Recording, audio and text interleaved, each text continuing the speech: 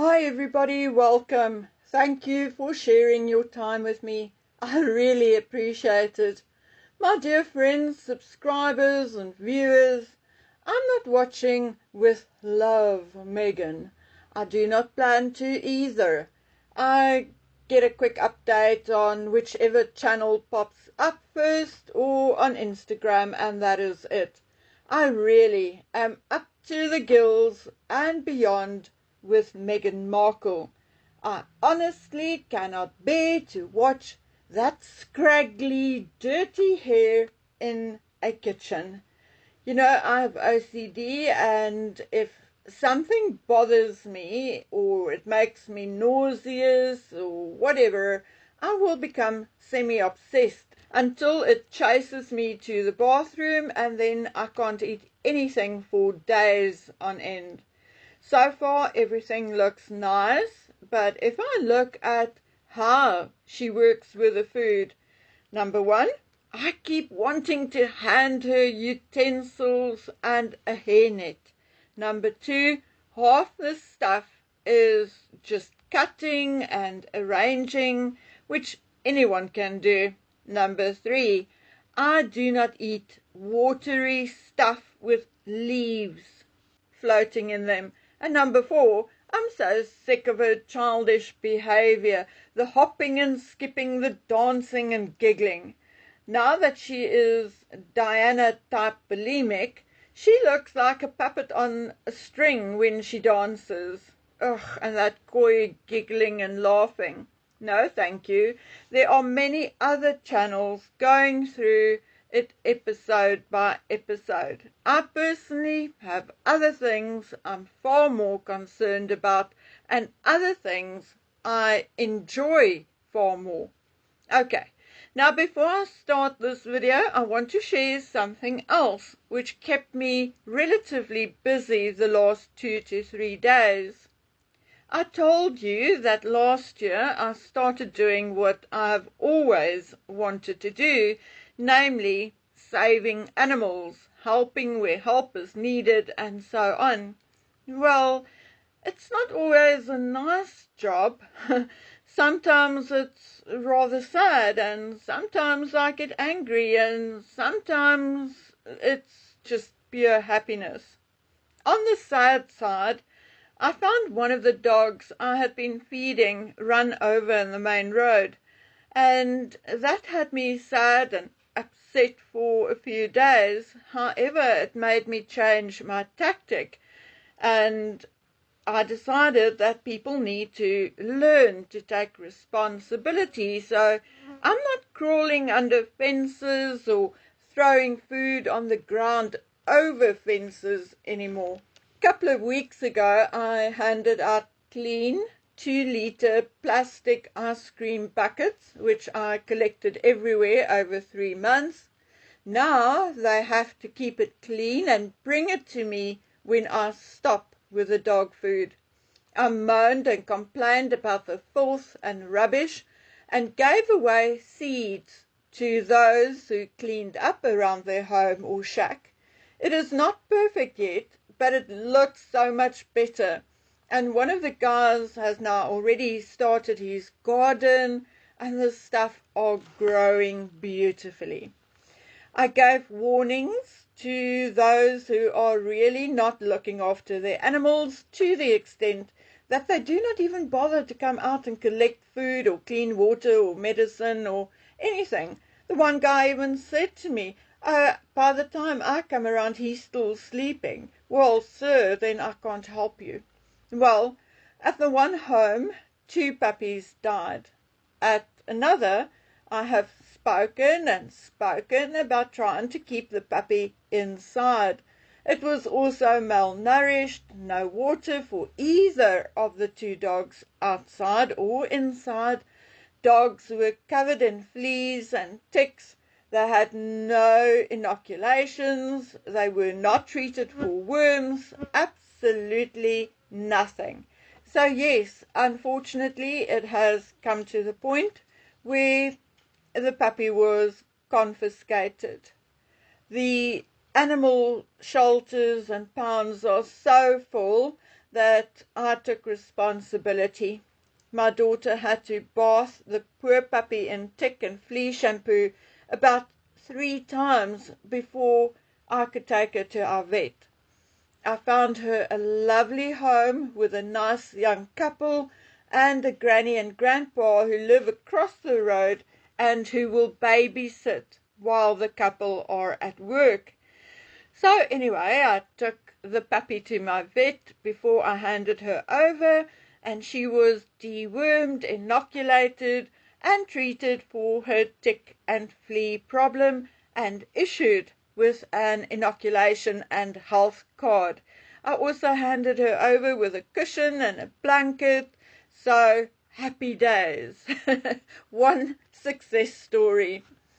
Anyway, well, my friends, that was indeed the dark cloud with a silver lining. I was very tired last night, but I got to sleep like a baby with my baby, Akira or yellow dog, on my bed at my feet. The best feeling to know that we are both safe. Okay, now time for the royals. I'm going to start with King Charles. I do not know what to say to you. Just be careful and steel yourselves against what I am going to say. It may be painful for some of you, but rest assured, I'm going to be very respectful, and I am going to stick to either opinion or fact, and no snarkiness today. Okay? We spoke about Starmer's meeting with Trump and Zelensky's meeting with Trump. And then Zelensky ran hat in hand to Britain. By now, those of you who are interested in all of this will already know what happened. Keir Starmer offered his support and billions of pounds and even British soldiers for the war between Russia and Ukraine. Personally, I think Keir Starmer has potentially signed England's death warrant if he continues on this trajectory. Or then maybe it's better to say that he offered England up on a plate, a buffet, so to speak, to Russia and China.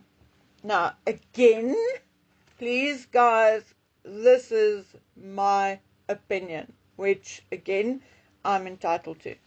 But, guys, although I have a lot more to say on the subject, I'm really trying to keep my channel as free from politics and religion as possible. So I'm very quickly going to move on to King Charles, and my friends, here is where you need to cloak yourself or put on your suit of armor, okay? You see, Starmer called for an emergency meeting of European leaders on Sunday morning, while King Charles received Zelensky at Sandringham. There were some locals outside Sandringham holding Ukrainian flags when Zelensky arrived by helicopter. It is said that the king welcomed Zelensky warmly. Now, there is a problem though. Remember, Starmer handed over an invitation from the king to Trump to visit England for another state visit. I mean, Keir Starmer made a huge song and dance about it, and he did so on camera. And now that there had been this explosive encounter between Trump and Zelensky, the pro-Zelensky camp in England wants Charles to cancel or to retract the invitation. And those obviously against Britain's continued involvement feel that Starmer, on the other hand, should be sacked and a new election should be held, and that Trump is welcome to come and sort out England. Okay. Okay, that is just layman's speak, okay? In short, I'm afraid that some of the things people said cannot be repeated. Now, okay, my dear friends, while I certainly do not think the king will withdraw his invitation, there is something else to be learned from this and a number of other things. So, also on Sunday, more or less 350 people gathered at St. George's Hall, Windsor Castle, to break the Ramadan fast. Now remember, I told you that Windsor Castle is not being managed by the Crown Estate, but by the royal household. And the head of the royal household is, of course, King Charles. So it is safe to assume that it was initially his idea, or then he gave permission for it, but I'm more inclined to think that it was originally his idea. And if you pay attention and read the article properly, you will also see that Simon Maple's Visitor Operations Director almost said as much. So on Sunday, it wasn't the bells of St. George's Chapel, but the call to prayer to signal the end of the fast echoing through Windsor Castle. Now, when it comes to the constitutional monarchy of Great Britain, the king has symbolic duties, ceremonial duties, and a couple of duties listed under other. Under the heading symbolic duties, we find things like the monarch is the head of state and head of the Church of England, and the monarch provides focus for national identity, unity, and pride. Ceremonial duties are things like the monarch formally appoints and designates the Prime Minister, the monarch opens sessions of Parliament, etc., etc. And under other, you will find the monarch recognizes success and excellence. The monarch should stand neutral above party politics. The monarch should focus on patriotism and affection for the well-being of the people. Now, a year into his reign, Charles's approval rate stood at almost 60%. I'm not sure what it is currently, but the last time I looked, it was something like 51%. And I'm going to be honest with you, I do not think that 51% that is even correct or accurate. I am looking at comments below one posting on Facebook. And here are just, let's see, 10 of those hundreds of comments. Number 1, I know it does not need saying, but never known him to throw open his door to the thousands of homeless veterans who fought for him. Number 2, he is betraying all his ancestors and his own people, not to mention every single woman in this country. Number 3, what about letting in pensioners for hot meals and somewhere to keep warm, seeing as their winter fuel payment has been taken away from them? Number 4, as head of the Church of England, I hope he'll be doing the same for Christians. It is Ash Wednesday this week. Number 5, there's proud English now starting to get fed up with you, Charles. Number 6, the beginning of the end. Number 7, sorry to say, but Britain is gone. Number 8, Charles is off his rocker. Number 9, but Christians praying in public are arrested? ? Number 10, Jimmy Savile's best friend.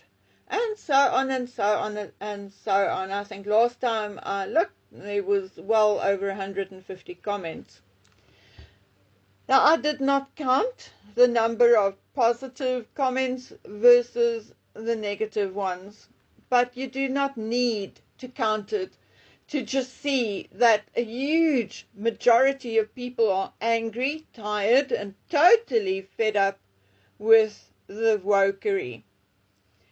Castle doors being opened to different nations and religions, billions of pounds going to places like the Ukraine and Zelensky's wife's cupboard, etc., while the British, born and bred, are suffering, and the leader of the nation and their faith is selling them out and can't even be bothered to look for the highest bidder.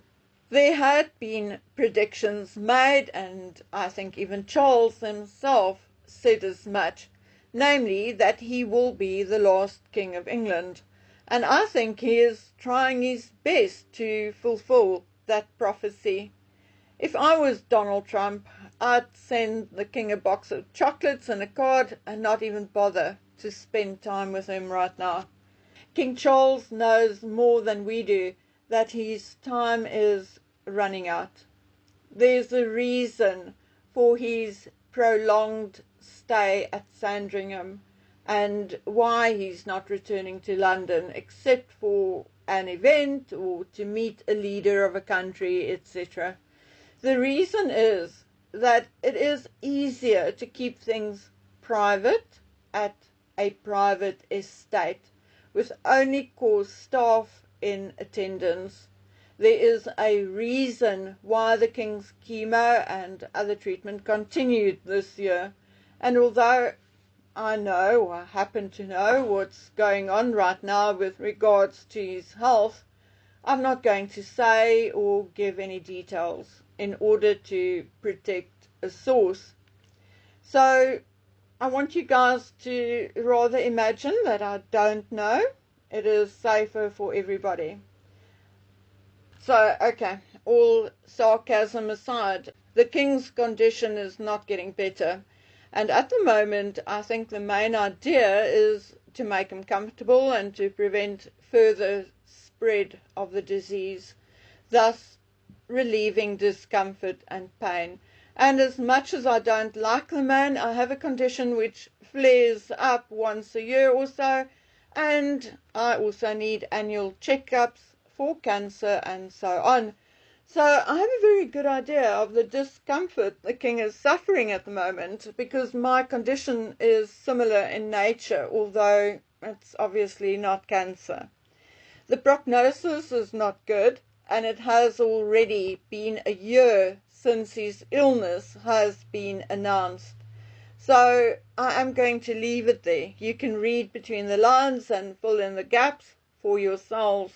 It is still my opinion, one that has now been backed up by further information, that William will be, in a matter of time, official regent, or as I think, or my opinion is that there will be an official regency by 2026, or then that he might even be king by sometime next year, maybe after an abdication, or then sadly worse.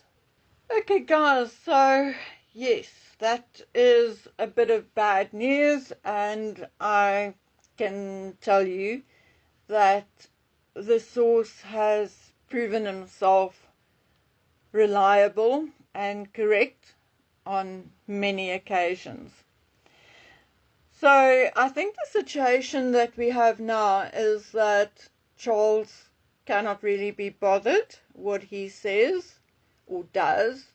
He says and does how he feels, how he thinks, and as we know, the man is rather liberal, and he has also on occasion been called an honorary Muslim. So there's no changing him now, and definitely not under the current circumstances. Okay guys, so that is it. I will see you again tomorrow if all goes well. So until then, please take good care of yourselves. Bye.